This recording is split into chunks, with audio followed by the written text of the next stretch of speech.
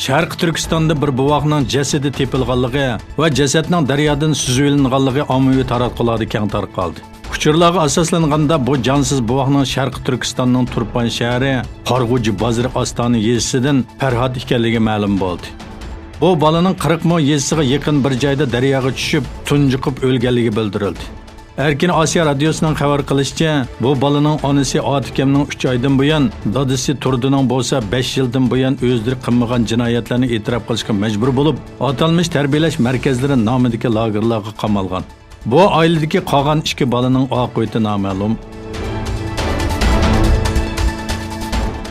Germaniya bosh ministri Angela Merkel Xitoy ziyoratida Xitoy bosh ministri Li Keqiang bilan ko'rishdi. İki rehber arasidagi ko'rishda kishilik huquq va Hong Kong masalasining tilga ilinganligi bildirildi.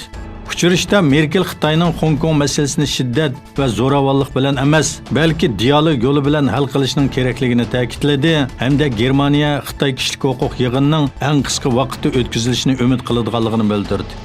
Shuning bilan birga Merkelning Xitoy ziyoratidan burun Germaniyadagi kishilik huquq tashkilotlarining bayonot e'lon qilib, yig'ib olish lagerlariga qamalgan millionlagan begunoh Uyg'urlarning qo'yib berilishi uchun Xitoyga besim tushirishni talab qilganligi bildirildi. Amerikaning Los Angeles shahrida Uyg'urlar va Amerikaliklar Xitoyning Sharq Turkistondagi zulmiga qarshi namoyish o'tkazdi. Los Angeles shahridagi Uyg'urlarning namoyishi Yahudi Dunyo ko'zitish tashkilotining qo'llashiga erishdi. Amerika Islomiy munosabatlar kengashi a'zolari namoyishga qatnashdi. Hong Kongda Xitoyga o'tkazib berish qonun loyihasi sababli boshlangan va 3 oydan buyon davomlashayotgan namoyishlarga o'quvchilar qatnashdi. Maktablarning atrofini qurshab uzun odam zanjiri hosil qilgan o'quvchilardan ba'zilari naqshi etib noroziligini bildirdi.